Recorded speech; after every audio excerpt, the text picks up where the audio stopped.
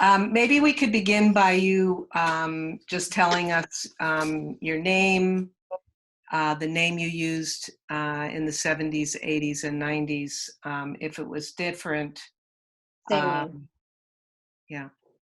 I'll introduce myself in the language since now I know how to do that. Okay.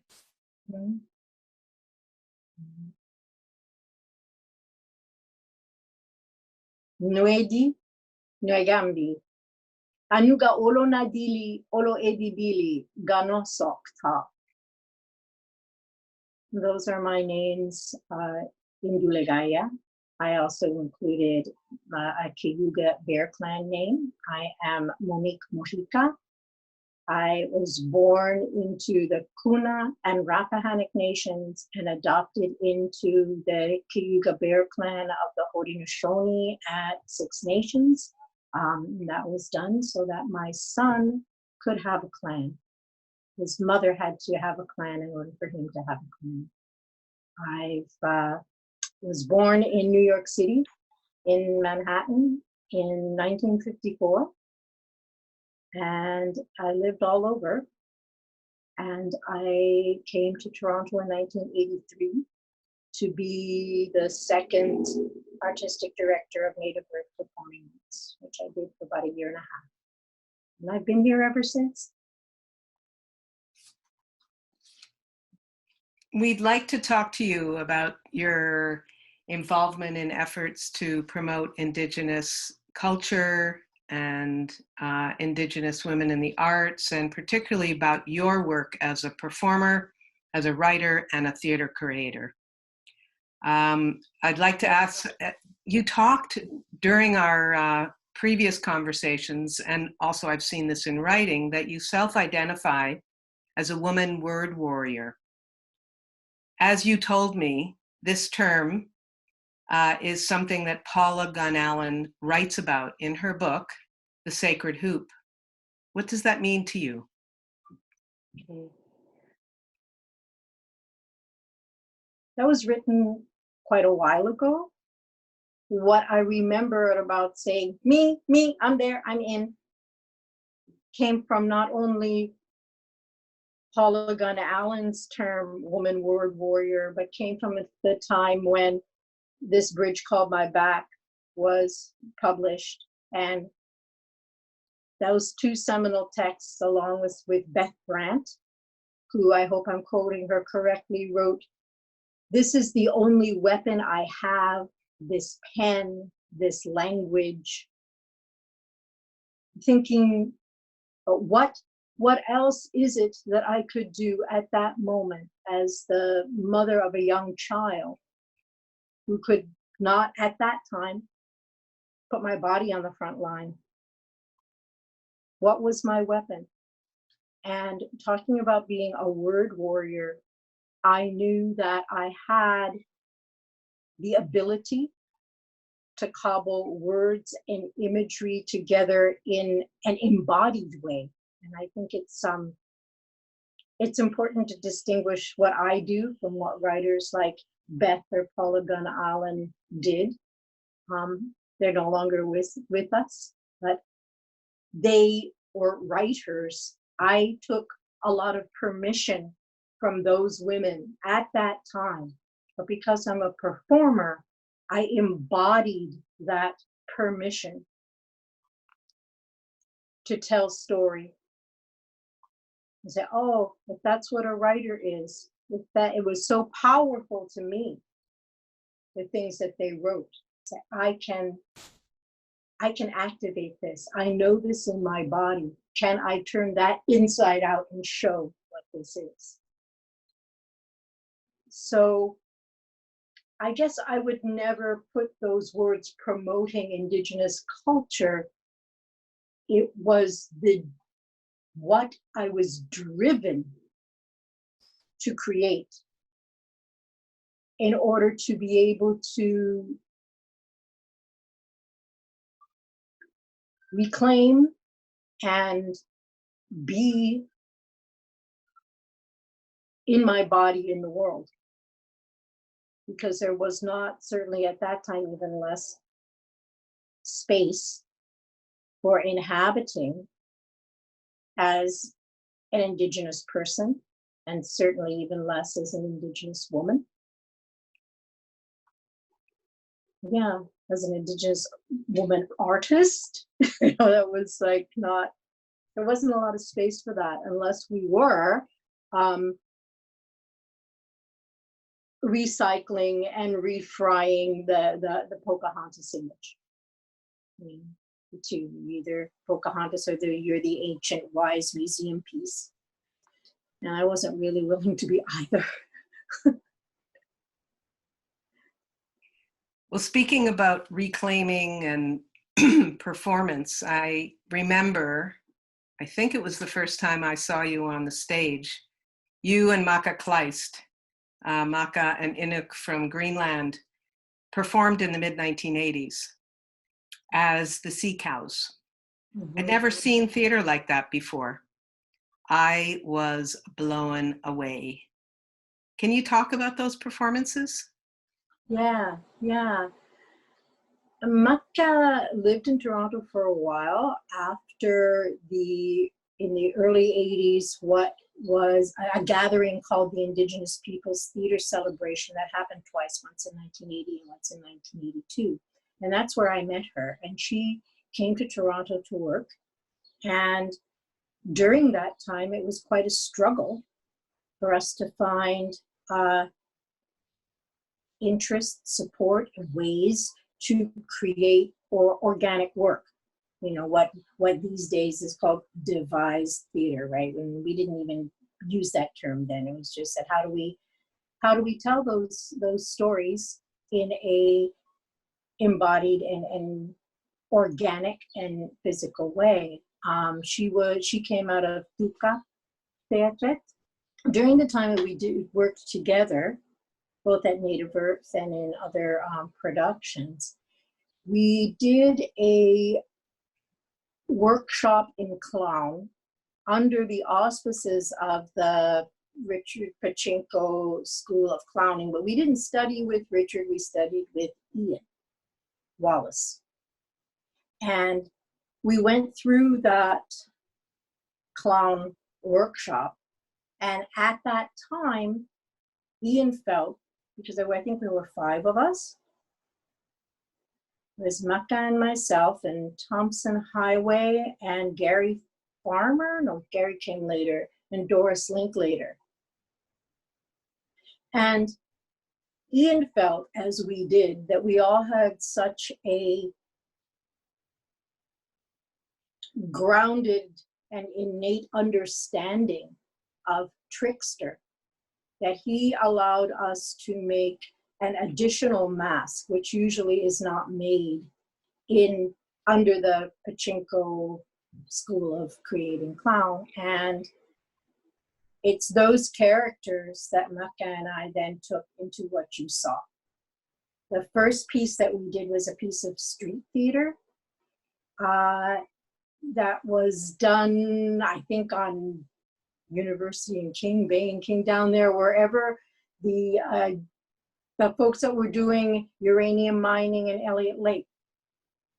So we took a piece, a long poem by Leslie Marmon Silko, and we created a piece of street theater.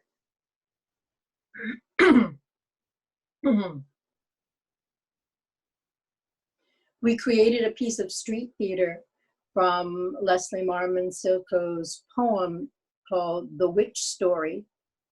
And we did that on the street. And from there, we performed it a few other times. And then we did our own version of Hans Christian Andersen's The Emperor's New Clothes. And we did a few other sort of impromptu things. I think we also, we emceed a few performances and things like that as those characters. And those 2 characters were Waiopok, which Maka drew on the Inuit living mask, and Coyote was the trickster that was closest to me. So we used what we knew about those beings and how they function to create theater. It's probably why you never saw anything like that before, because part of what the way that those kinds of characters teach, they are not, I would not call those characters sacred clowns, because that belongs in a ceremonial context, but we drew on the principles of performance of sacred clown, in that they're very scatological.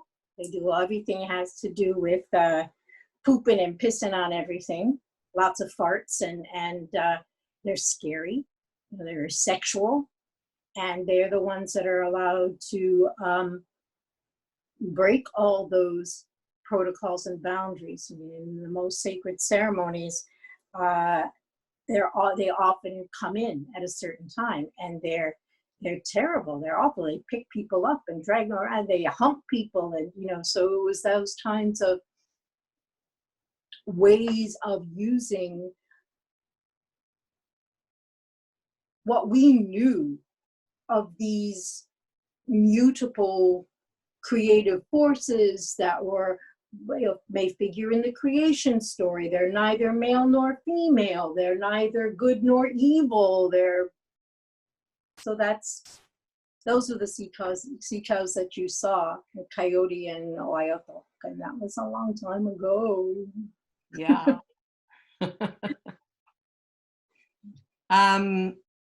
So following a little bit later in terms of your work, I'm thinking about Princess Pocahontas and the Blue Spots.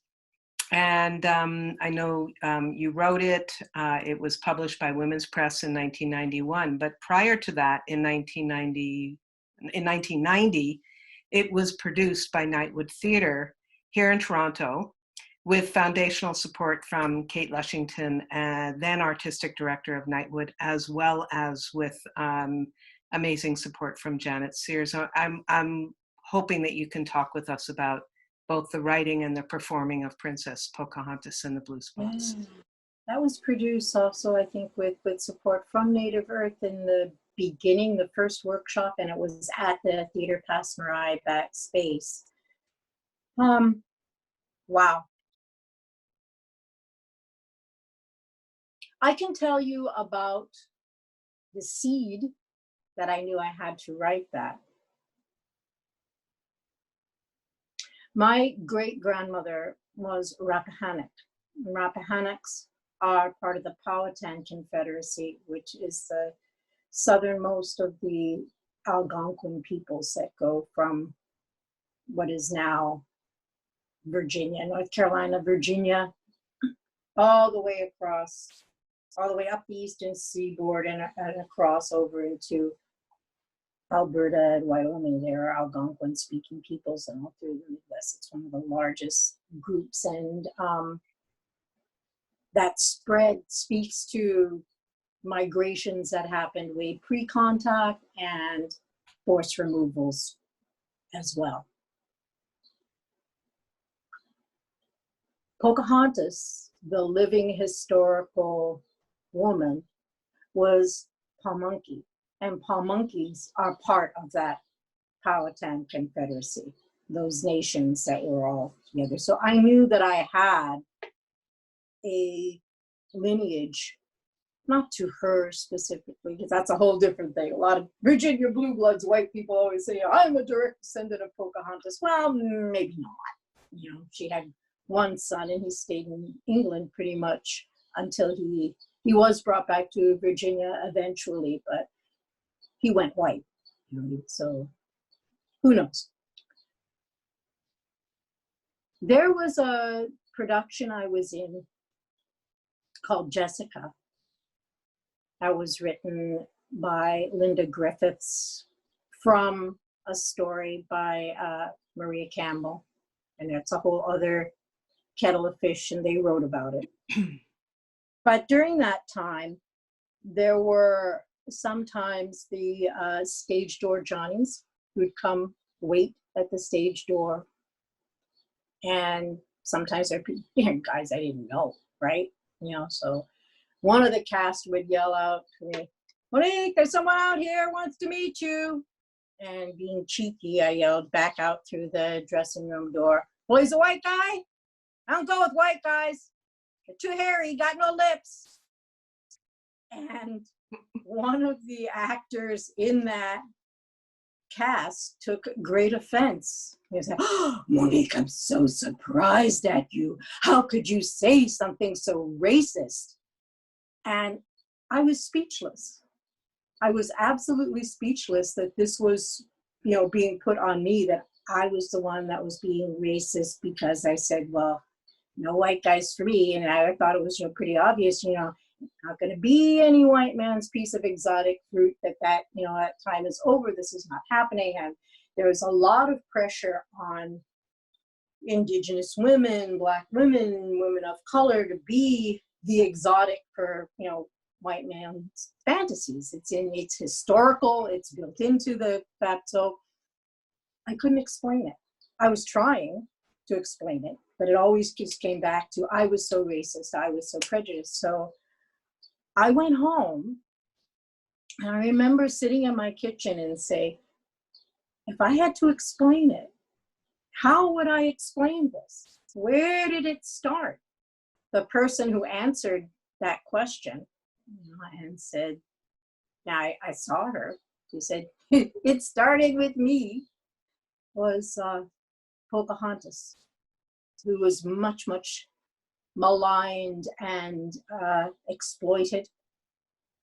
And I started to research her, both in books, rapidly found that there was very little in the books about any historical Indigenous woman. There's more now. But at that time, I kept coming up with the word, well, there was lots of savage, but there was nubile. All these women, whether they were in South Central or North America, were referred to. The nubile Indian princess was all over history, and all of these suppositions by white male historians. So when I started out, and this was directed by my Aunt Muriel Miguel from Spider Woman Theater. She came from New York and was with me generating this work. And it was generated, it was created by asking a lot of what ifs. And before Muriel even came, I was working with Kate Lushington, who was amazingly, well, maybe not so amazingly, it was neither before nor after her tenure has there been such an opening and concrete support for Indigenous, Black, or writers of color ever. It was really, really concrete, absolutely from the ground up, like, this is how you use a word processor. It's like, and this is how you use the copy machine. And that's when we were cutting and pasting, where we would actually cut out paragraphs or lines and, take the glue stick and put it on another sheet she typed, and asked me all kinds of questions. And Janet Sears, before Kate came on, it was Janet Sears, who was at the same time working and writing with Nightwood. She was the first dramaturg on that project, and sometimes it was Janet and Kate together. So at that time, for that opening in that history of time, there was somebody at Nightwood who made it their business to run Nightwood with those questions about how are you anti-racist and feminist at the same time, which was not the case in other feminist gatherings or events. I'm wondering if you could tell us a little bit more about Princess Pocahontas. And I mean, I understand that you were trying to confront a narrative, a colonial narrative, and a narrative about an Indigenous woman an exotic Indigenous woman. Could you tell me a little bit more about how the play was structured, and what you were in the end trying to impart to those people who, many, many, many people who went to see it?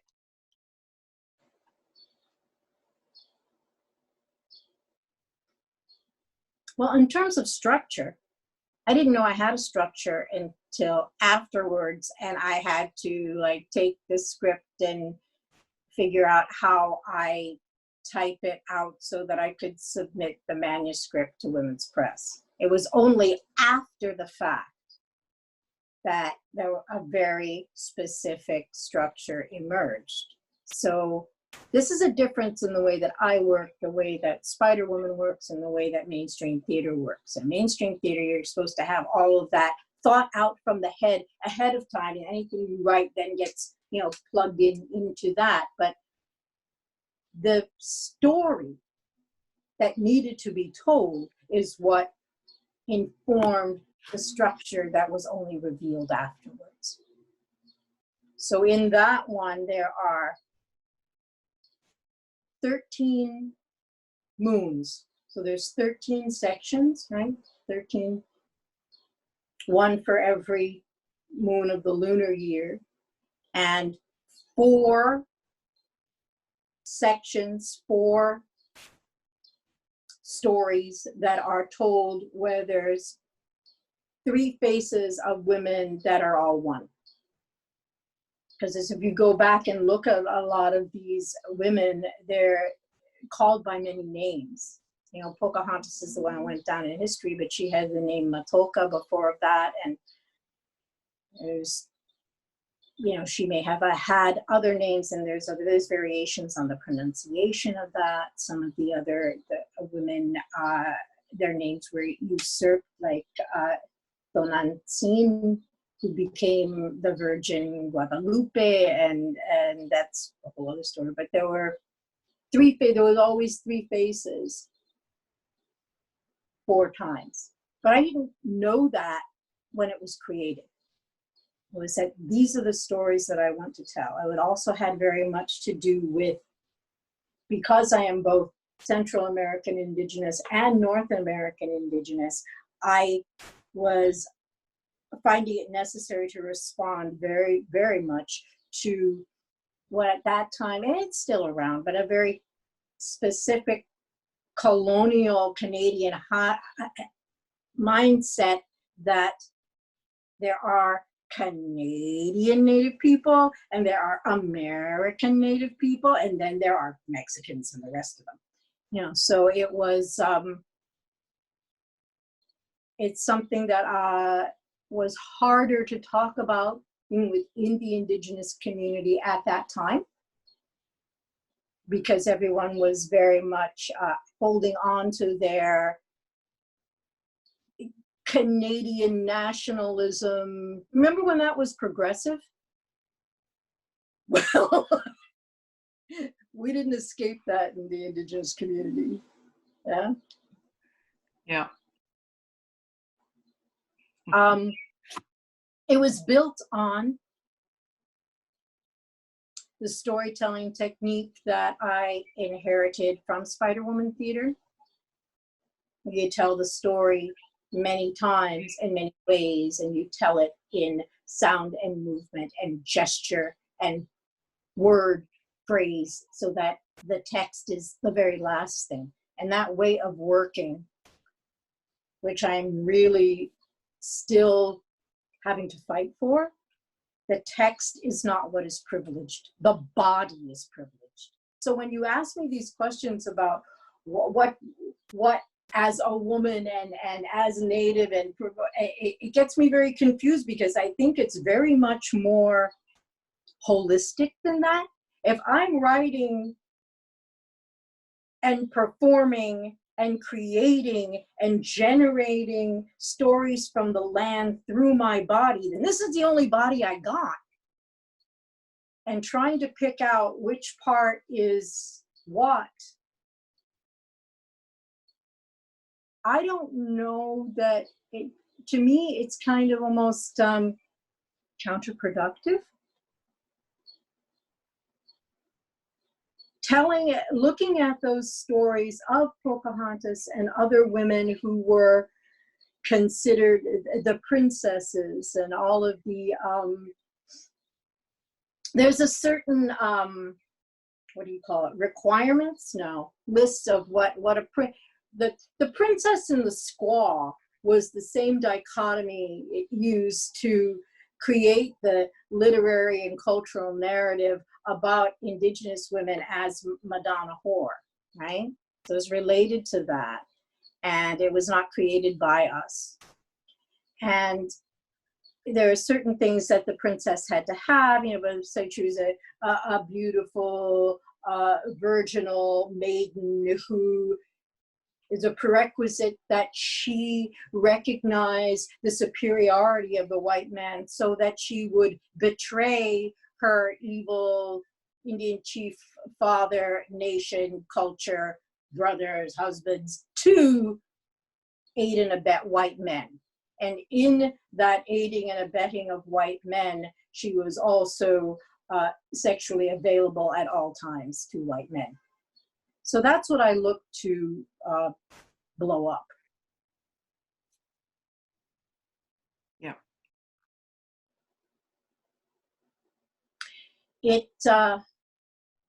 I don't read reviews, but I remember some of the responses from that time is that it was received as angry, even by some Native men. You know, well, that's angry. When angry was a negative critique. I remember like, of course it's angry. I mean, what? But it also had very much to do with, I mean, where do we go to find the evidence of the lives lived by our grandmothers, great-grandmothers, and great-great-great-great-grandmothers? You know, those things aren't, you leave written records. They left different kinds of records. So this finding the footsteps is something that, finding the footprint, how do I follow, what footprint that, finding a map, finding a trail is a theme in my work that came back very much in Chocolate Woman Dreams the Milky Way. It's in Izzy M, The Alchemy of Infrequent, that finding your way when you have no map, and what are maps and whose maps are you looking at? Are we looking at flat cartography, or are we looking at veins and arteries of rivers and landmarker trees and migrations of peoples and old stories? And those are held and told and sung by women. And they're woven into clothing, and they are etched into pottery, and they are stitched into molas. So I don't know, the lens is different. Therefore, the entrance to storytelling as performance storytelling is different.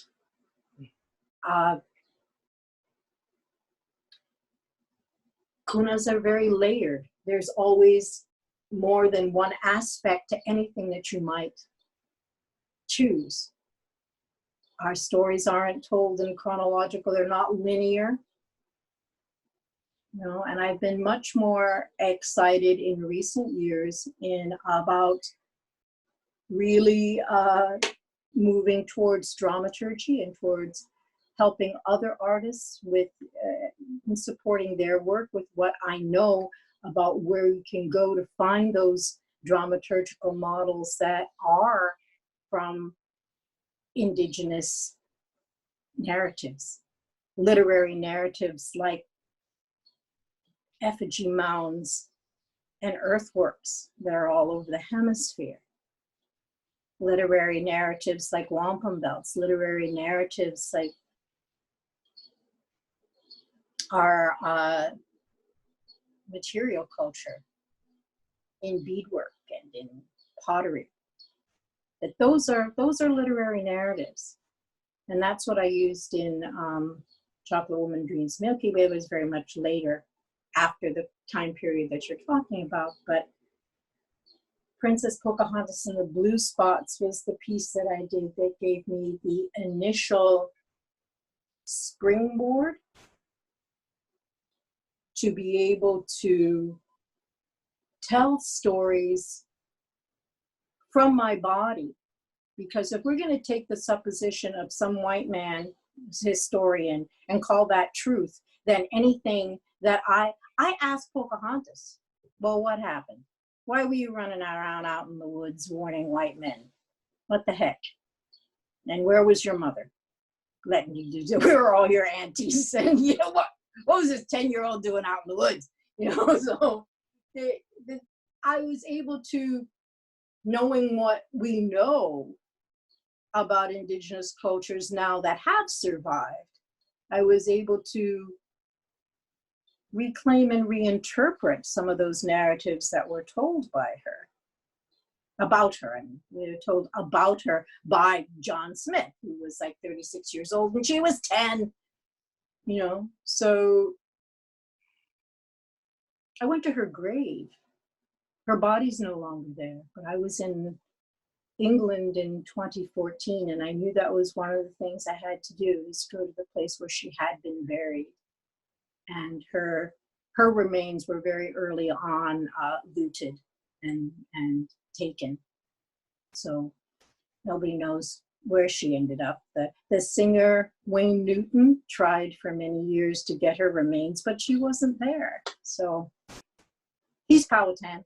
He's actually a Potomac. He's one of us. He's one of us. So I'm wondering if you could talk, I want to talk a little bit about some of the work you did as part of Native Earth Performing Arts. I know that you were the second artistic director. I'm wondering, you're talking about this different lens that you were bringing through Princess Pocahontas and the Blue Spots. That was in Princess Pocahontas and the Blue Spots was in 1990. You were, as I understand it, artistic director of Native Earth Performing Arts from 83 to 86. And I'm wondering, what did you bring to Native Earth Performing Arts as an artist? What do you feel that was your contribution, and what impact did that theater have at the time? Your own impact, as well as maybe more generally Native Earth Performing Arts.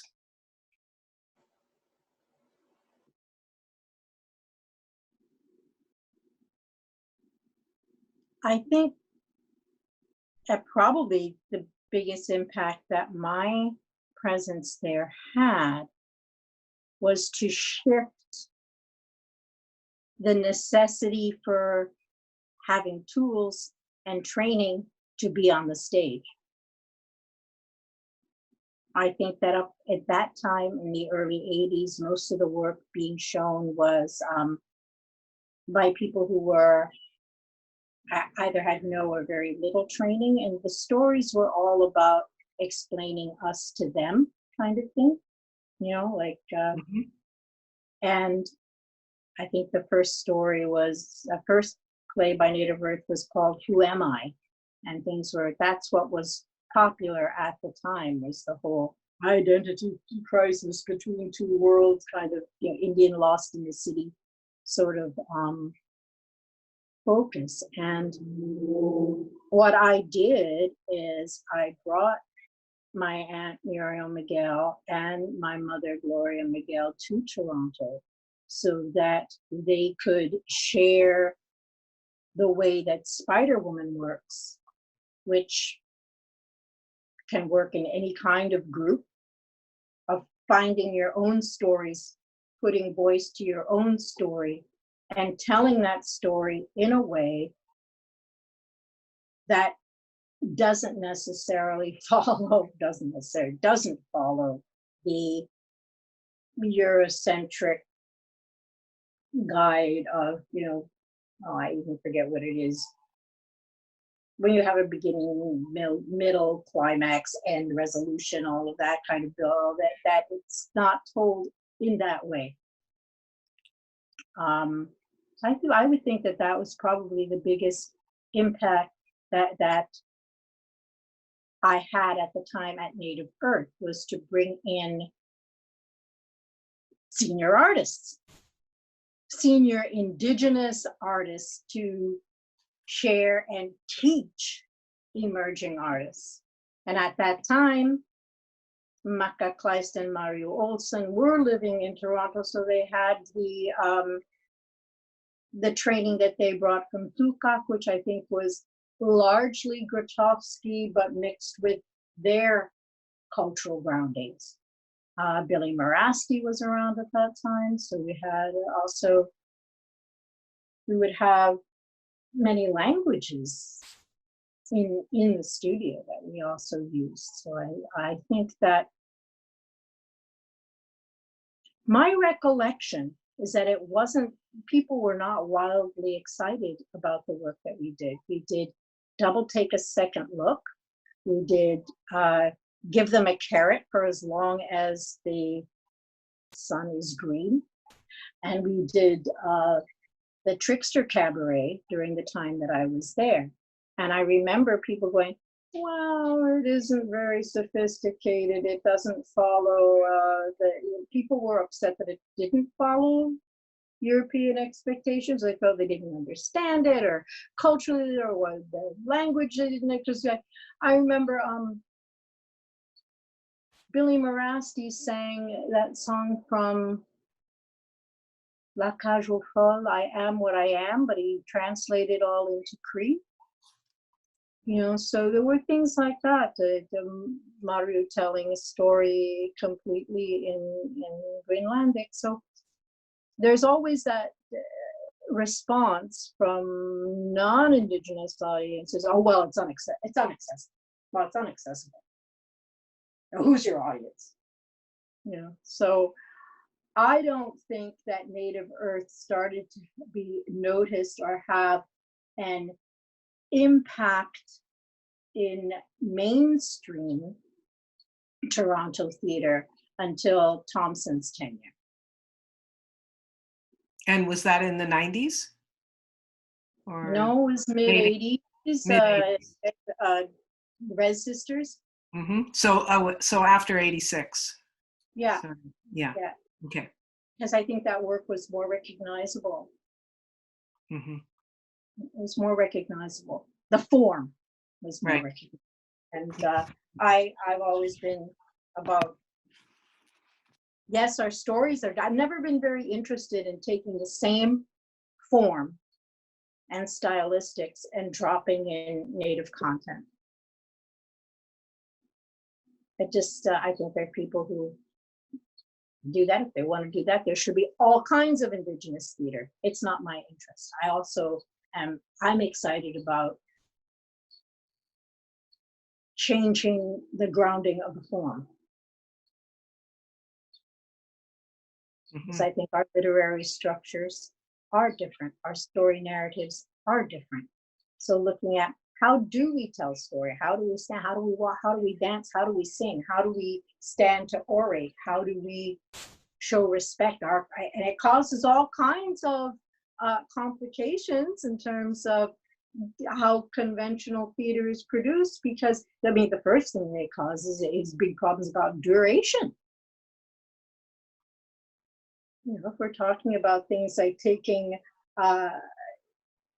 story narratives from mound sites and earthworks, well, duration, we're talking thousands of years. The two that are in, one of the mounds that's in Magwood Park here in Toronto is 8,000 years old. 7 or 8, give or take 1,000 years. It's been there a long time.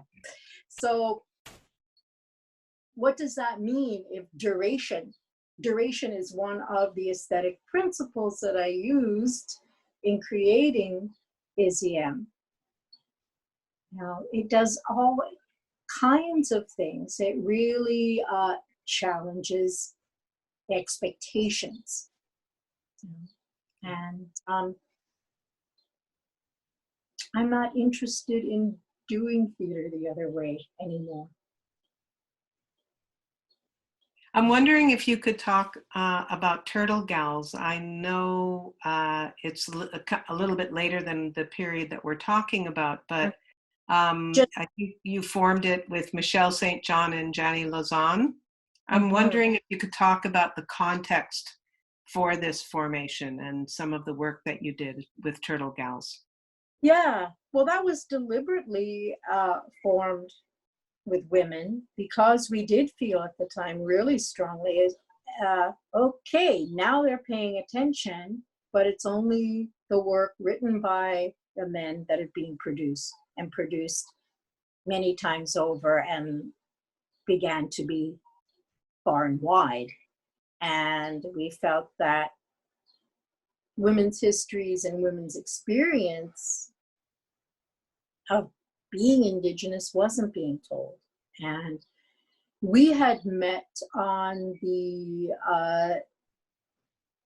film set, the CBC set for Conspiracy of Silence. It was about the murder and cover-up of Helen Betty Osborne in Nepal, Manitoba. Michelle played Helen Betty, I played her mother, and Janie played her best friend. And at that time, we had a conversation in a van on the way to set, 4:30 in the morning in bitter, bitter, bitter, bitter, bitter North Bay weather. And we discovered that the three of us had each either had the experience or knew of someone who had had the experience of trying to scrub off or bleach out their color. And it was some years before we came together to start telling those stories that became the Scrubbing Project. So it was about internalized genocide. If we know that internalized racism exists, and we know that internalized sexism exists, is there such a thing as internalized genocide, and what does that look like? And we did it as a vaudeville, in the vaudeville style. And structurally, it was ceremony. Structurally, it was a feast for the dead. Stylistically, it was vaudeville, and it was really wacky. I mean, we had a whole production number, living with genocide, dancing with genocide. I mean, we drew a lot on the Marx Brothers. So it was that kind of crazy. It was that kind of crazy. And again, in my pieces, there's usually some Native woman sobbing in the back at the end. So we knew that those were the people who were most impacted by our work. And we did that piece. We started creating in '99. It was produced in 2002 and 2005. We toured it. And then there was a subsequent piece that I did some of the writing for. Oh no, in between there was The Only Good Indian that went into schools. That was we were approached by Mayworks to do something like, I don't know, Native people in the unions, and we said, boring. So we did people at work. We kind of just took and said, what is all this, what is this work that we do? And that went into schools. And then the last piece that was done by Turtle Gals was The Only Good Indian, which I was involved in workshop and development, but did not do the final production of. And a lot of other pieces jumped out of that piece, in that we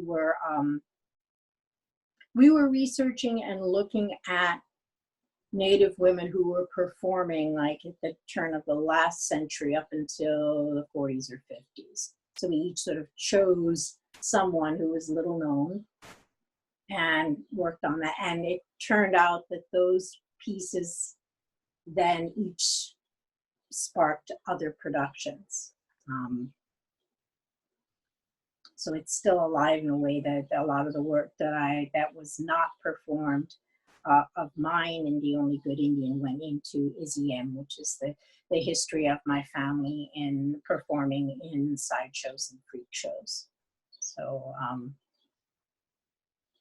even though I knew it all my life, it was quite a cold water in the face the moment I realized I'm one generation away from the freak show. So that's the truth. I don't think you can't you can't divorce the ways in which we have been seen as performers historically from what the expectation is this now of Indigenous performers. It's still very active. Mm-hmm.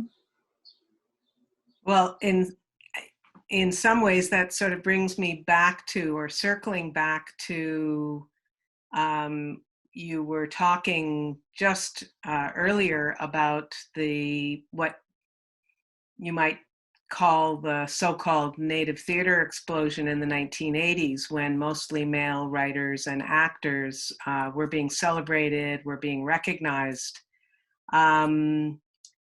And I'm wondering if you could talk a little bit more about your response to that at the time, but also since then. It seems that in some ways you've answered some of that, but I'm wondering if you could talk about it a little bit more.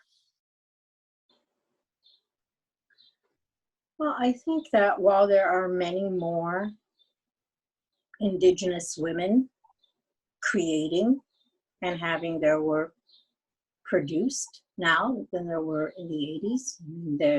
The wonderful Santi Smith and the work that she's doing in dance and in dance theater is very celebrated and really, really pushing boundaries. Yolanda Bonnell has had a lot of work done recently, and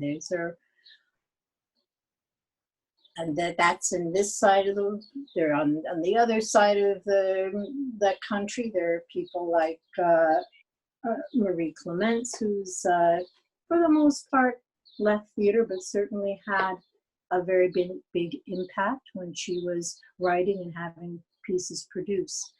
What I don't think has widely changed is a way to work with Indigenous stories and Indigenous process of creation that keeps us respected and safe. I think that as long as we were willing to work within the established confines of the way that it's always done in theater, which is very much a hierarchy, that you could probably be safe and celebrated. The moment that you start to need and insist on things that would support work being approached from a more Indigenous center, when you put Indigenous knowledge in the center of the needs, then there's still there's a great deal of friction and controversy that arises, and it arises almost immediately, and it continues to be kind of excruciating to slog through, and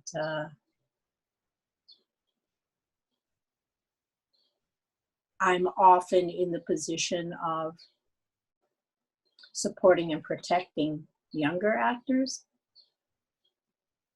in these situations, but I'm becoming less and less interested at this time of my life of being there being in the,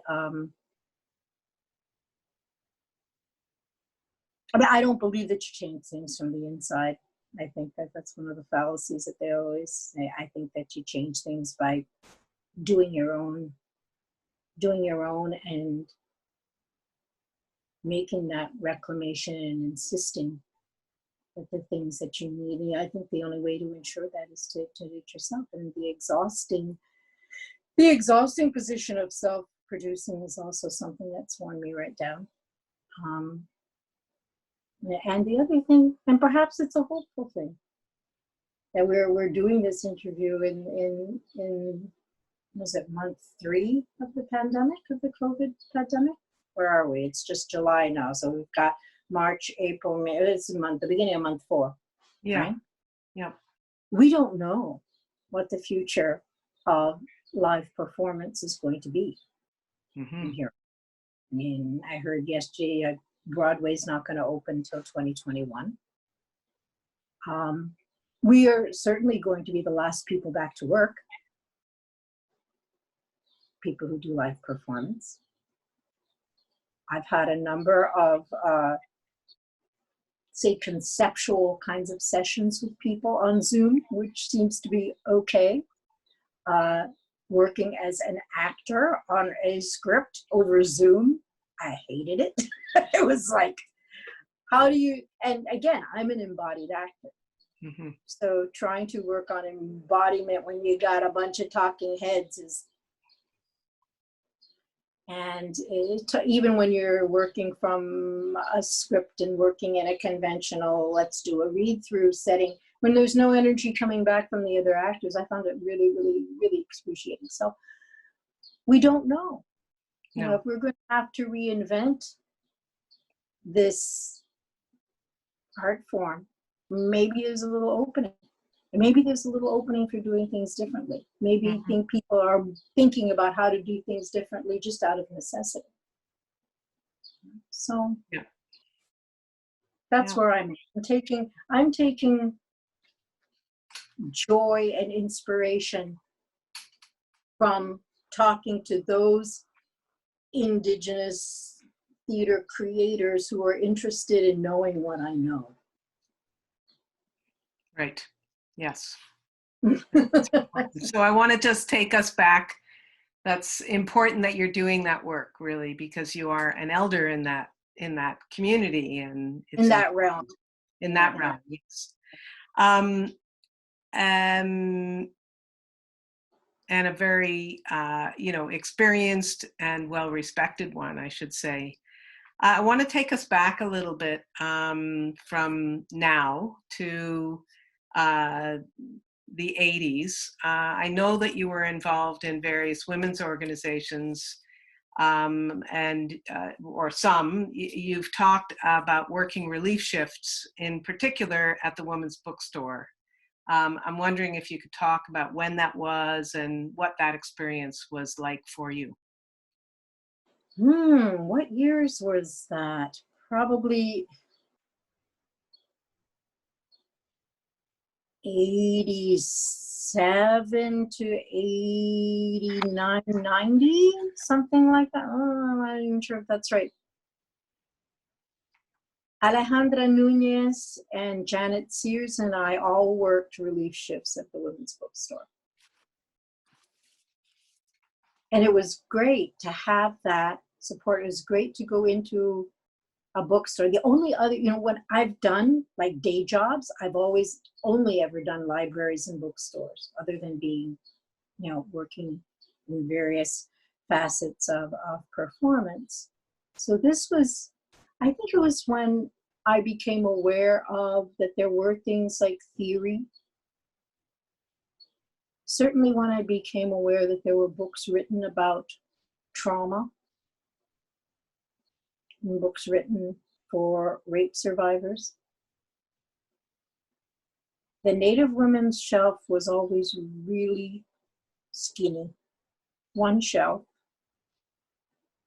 I also remember it being kind of thrilling going back years later, and my book was on that shelf.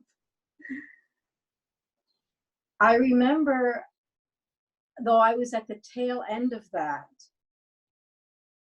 think and I don't have my years right, I do remember that the clinic was still next door, and there was times when people were ushered in, rushed through the bookstore. We had to lock the door. That I remember. Sorry, that was the Morgenthaler abortion clinic. That was Yes, right next yes. door to the women's I bookstore. remember the ravaged people outside. You know? I also remember having to have conversations with the women who ran the bookstore, because the blanket one size fits all feminism didn't fit me. It wasn't fitting me. There were a lot of assumptions made, even in that small group of women, about race and class and oppressions. You know? It's also where I think I was first exposed to, towards the tail end, there was all that stuff about Palestine and selling the buttons and all of that. I recently had a conversation with someone who was part of that collective, who I'm still in contact with, who told me that there was one exchange that I had with her around race and gender that's still with her. Like, she remembered it word for word. I didn't. But I was obviously talking about that stuff, way back then.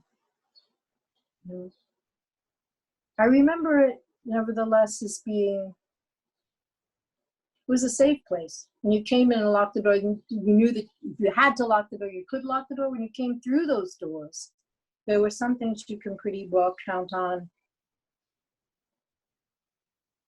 not being huge issues, where there are other things that I still had to do the same amount of, the educating.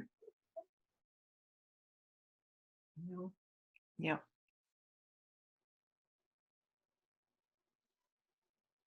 I don't know what else to say about that. That's good. It sort of follows in terms of another question, which was, in our discussion prior to the interview, you said that you never have and never would identify yourself as a feminist. And I was hoping that you would talk with me some more about that. Tell me that story. Yeah, I've never found a home in the feminisms, right? I know that there are women now that are calling themselves Indigenous feminists, but I can't wear the label, I can't wear the hat, because the things that have given me a feeling of understanding of myself and understanding of women's real power, not power because it's perceived that that's how men have power, so we have to have it too, but honest, for real, grounded. Power doesn't even seem right. Agency, respect, reverence has come from teachings in Indigenous cultures. Now, when I went for the first time to my grandfather's birthplace, Kunayala, I thought I was ready. I mean, I knew they were matrilineal, I knew that the women were powerful, I knew that the women were special, but I was still not prepared for what it meant to be in a functioning modern matriarchy. I mean, I was floored. And these are all things that mainstream feminists really seem to think, well, they did it. They thought of it. And it's really tiring. Plus, I didn't fight any less against racism, exclusion, dismissal of identity and cultural grounding among feminists than I did when the boys were there. I have exactly the same fights with feminists that I do with white men. So why would I count myself among them?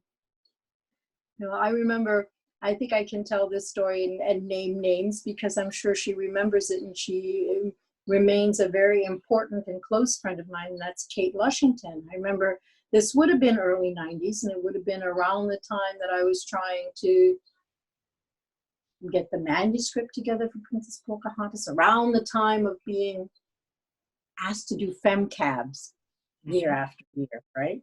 And I was talking to her about my discomfort, and she said something to me, and I think that this conversation actually solidified our friendship.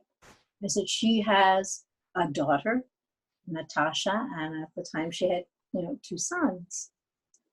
And she talked about being aware of the danger and vulnerability that her daughter faced, that her sons would never have to face. And I was able to say, I remember how my heart pounded when I said to her, Kate, that may be true for you. It's not true for me. My son is in greater danger than your daughter. Most of the Native men around me have been raped. And I know it was eye-opening for her, but it also solidified our friendship. So I'm not saying that I don't have feminists in my life. I do. Some of my best friends are feminists. But they're ones that have done that work plus. And that's the only way that I can, and sometimes as people that are close to me, like Kate Lushington, like Sue Goldstein, are able to understand what I'm saying through that doorway of their struggles within the feminist movement. But I've never been able to feel, I had horrible experiences. I was sent out to a feminist book fair in Amsterdam. That was one of the most horrific exclusionary events that I ever had to go to. It was horrible, and I will never put myself in that situation again. My son, who was like maybe 12 at the time, was following his grandmothers around at women's playwrights conference here, and was ejected from a room because somebody said they didn't feel safe. There was a man in the room. He was 12. And he had a Jack Nicholson shirt on. So, it was like, it was one of those, yeah. You remember the time. Yep. You remember the time, and you're the mother of a son. Mm-hmm. So yes. The violence that was willing to be reenacted by feminists against youth, Indigenous youth, Black youth, youth of color, was very virulent. And I was having no part of it. And I've never been able to find a situation where people called themselves feminists where I had a home. Mm-hmm. Where they're willing to, and one of the biggest things is to stretch the mind to think of, yes, historically in Europe, things came down a certain way, but to even imagine that for some of our cultures, it was never that way. If it's that way now, it was that way because of the aberration that followed conquests and invasion and continued genocide and colonialism. But if I could have been unprepared for the degree of reverence and power that everything that has to do with the female side of life is held up in Guna culture, imagine how far outside of the imagination of mainstream white feminists that is. Mm-hmm. I was grown when I went there the first time, but it was like,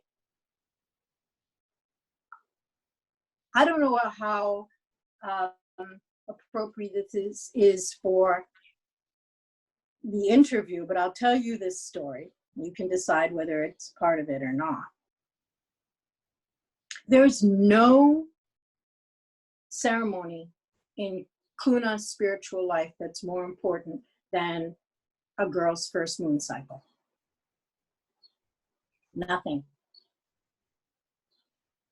I knew that. I knew that it's a father's responsibility when his daughter has the first moon to take that daughter by the hand and walk her around the community, around the island, blowing the conch and announcing with great pride, today we have another woman in our community.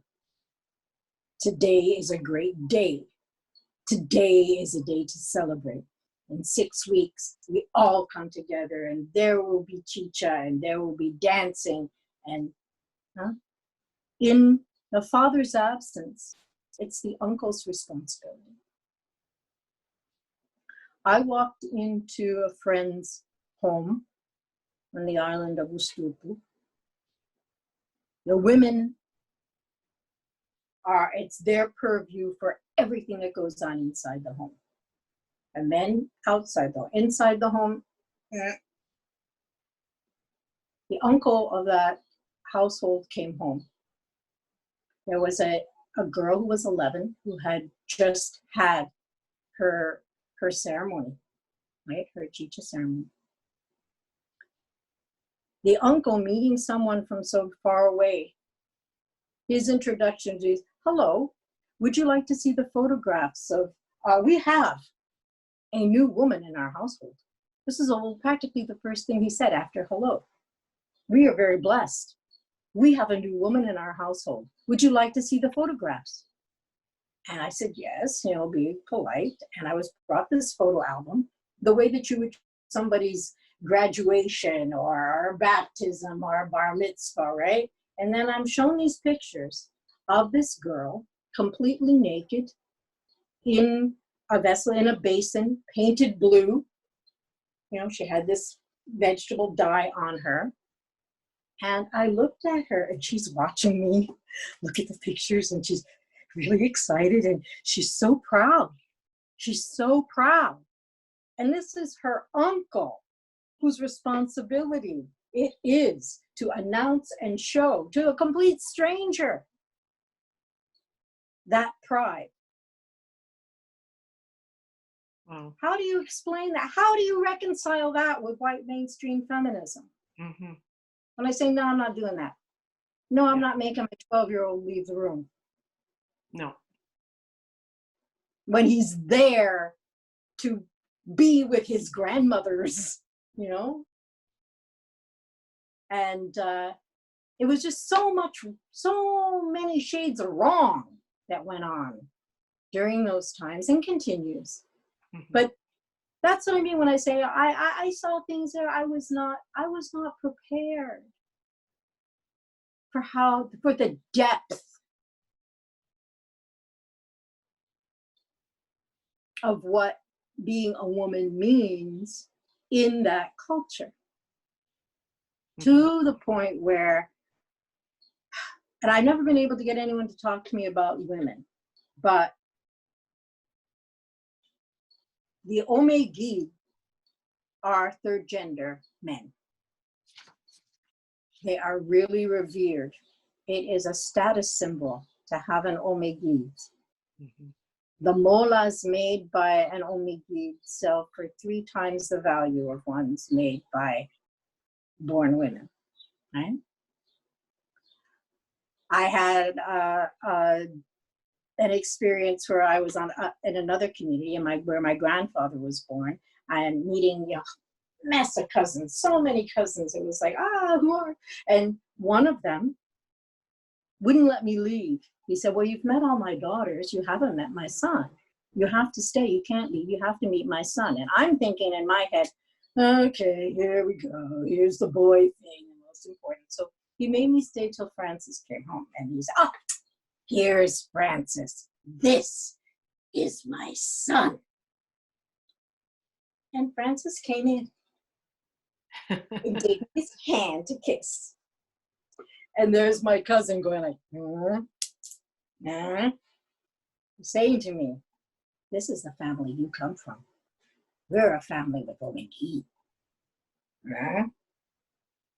How do you translate that to this other culture that won't even recognize that that's the norm? Yeah. Yeah. So that's a big tangent, but it's related to why I feel like feminism has never been ample enough for me. Yeah. I've always experienced it in very narrow straight lines, and I'm not a narrow straight line kind of gal. Thank you. Thank you. That was it may have seemed like a tangent, but I don't actually think it was. I think it answered the question quite with a lot of ampleness. I'm wondering, I'm sort of trying to think a little bit about now, our archive, different movements. I'm trying to think about how do you think about the issues that you were addressing in the 80s and the 90s? How do you feel that they're still relevant today? And if so, in what ways? Well, that's a big question. I understand. So big.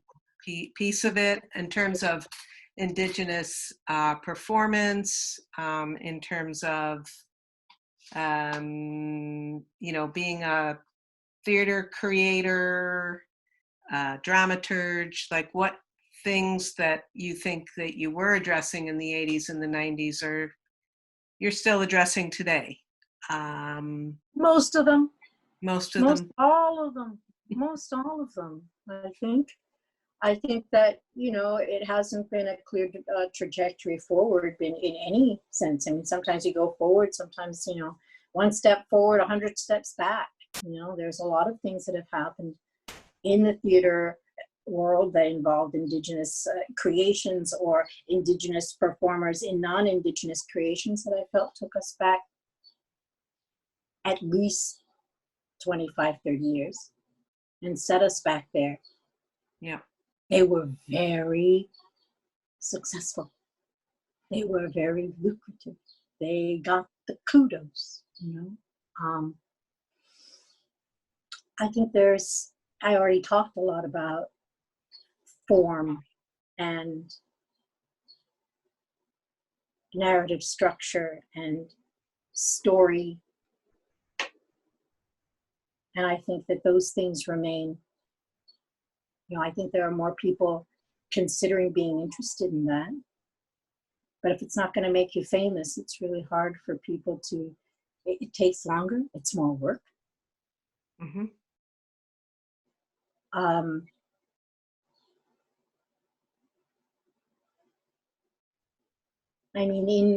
It's a huge question, because one of the things that I think we may have talked about it too. I mean, in this particular time with the double whammy of the COVID pandemic and the racial pandemic that we're living through, you and I are kind of in the same age bracket, and we've been here so many times before. So it's really hard for me to say, yay, now people are finally listening. Now, this time, now we're going to make the big change. Now it's going to be different. Because how many times have we been at this point before?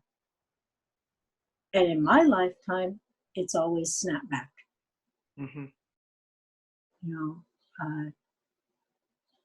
The first time I remember, I think it was the first time, not just as the first time I was ever marching in the street. I was 9 years old, and it was for Selma, Alabama.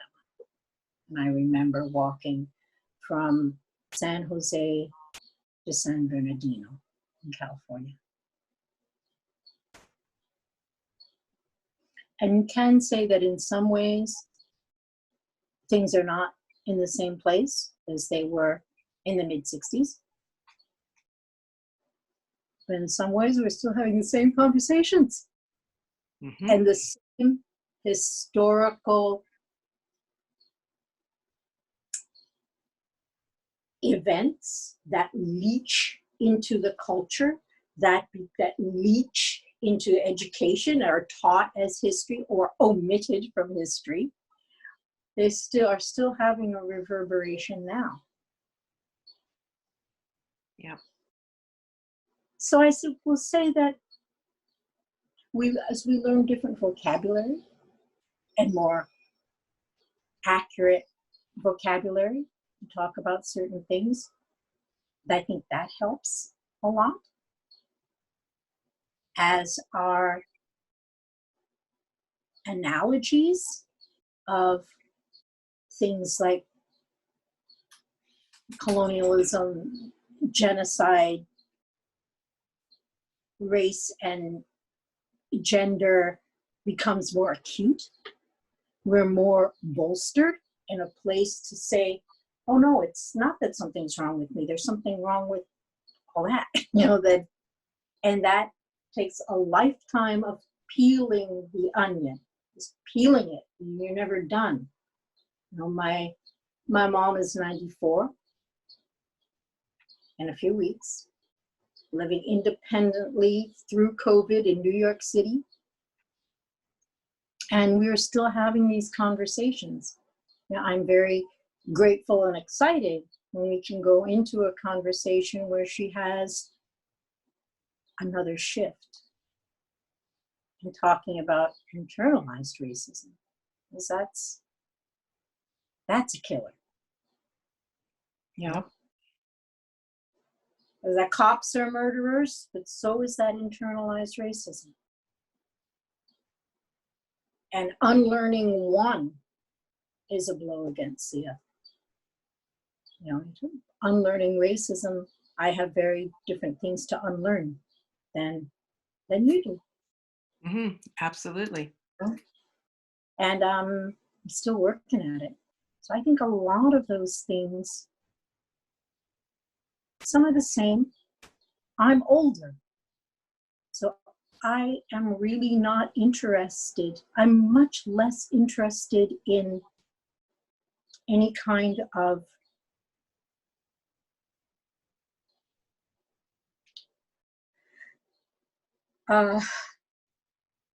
what's the word? Approval. I'm less interested in approval from the mainstream theater world and much more celebratory and protective of my outlaw status. And I'd rather stay there. The degree, the compromise is never really worth it to me. Whenever I've been in those big mainstream houses, it's been hard. It's been so hard. And the feeling, my discomfort at my own complicity has been very painful. Mm-hmm. And most folks, we're trained, we're told not to think any farther than, oh, but it's such good exposure, oh, but you're there, oh, well, people are seeing it, well, it's good for your career, it's good, and all those things may be true within that box. I don't think it's what I want. For me, theater and performance must be transformative. And if it doesn't do that, we're wasting its potency and its magic. And I don't think, there was a time where I was told that I must not, should not, and it was not necessary to bring my political convictions, my resistance into my art form. That was something that belonged in the 80s. There was a time when we were told not to do that because white people won't like it. Right? There's a lot of being afraid of offending white folks. I refuse to not have them together. You know, if I don't do that, I'm not being true. And I'm much more interested in finding out how, through this vessel, through this conduit, how do I keep this conduit in its personal history and in its multi-generational history clear enough to tell the stories of kinship, family, land, and place? How am I the best receptor I can be?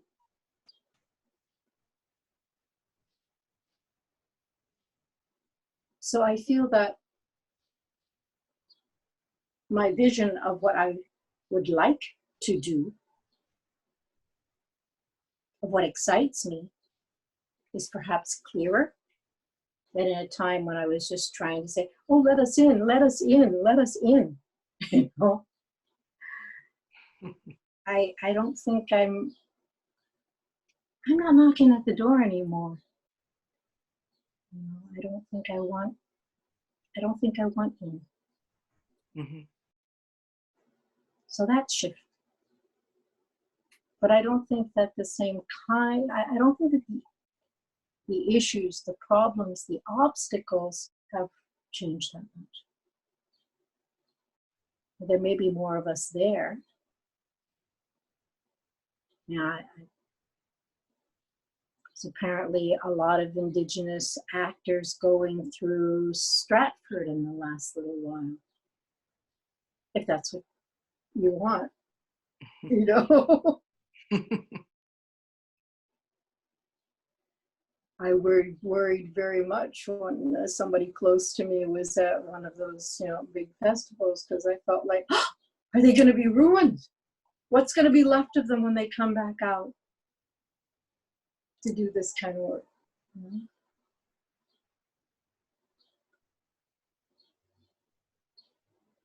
I'm not knocking at that door. I do think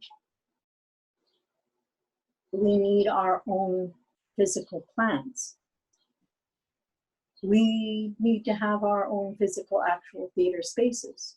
But who is there running them and how they are run and under what structures they are run is still controlled by the government of Ontario, the federal government of Canada. You have to do things a certain way. I remember that in Turtle Council when we were going to incorporate and we needed a board of directors, and we balked at having a board of directors because it's inherently hierarchical. You are not allowed to call that board of directors anything other than president, vice president, secretary, treasurer. It's, you know, so I think it's built in. It's built into respectability that you have to do it, you know, that way. And so I'd rather be an outlaw. All power to the outliers. That's right. That's right. I can't. No can do. Oh, that's a racist thing you're not supposed to say anymore. That's one of those racist things built into the language. No right? can do. Yeah, it comes from Pidgin. Right. Interesting. So I'm thinking that we should wrap it up. I think that we've taken a lot of your time, and I don't want to take more. I don't want to tire you out anymore. Thank you. It's been an amazing interview. It's amazing to hear your thoughts about work that you've done, where we're at now, the underpinnings of your thinking in terms of performance, you know, the resistance that you see embodied in the kind of theater that you do and that you help to engender. So I want to thank you, Monique, for this. And we'll be back in touch again very soon. Okay. Thank you, Amy. It's good to see you. Good to see you too, Monique. Thank you. Ready. Bane malo. Bani malo.